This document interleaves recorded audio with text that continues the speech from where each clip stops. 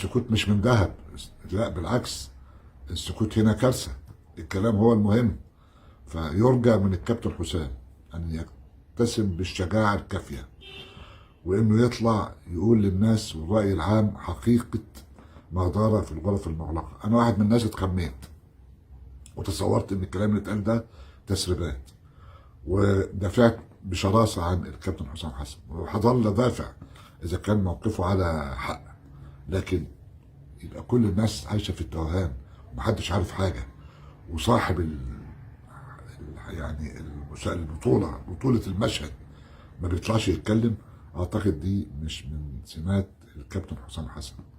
فيعني يرجى وفي اسرع وقت ممكن ان تتضح الحقائق، وعمر الحقائق ما تتضح الا في مؤتمر صحفي واضح باسئله محدده باجابات سليمه.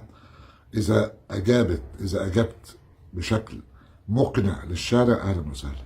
اذا لم يقتنع الشارع باجاباتك اعتقد هتكون صعب جدا جدا انك تكمل مسيره المنتخب، وهتتعب جدا جدا جدا.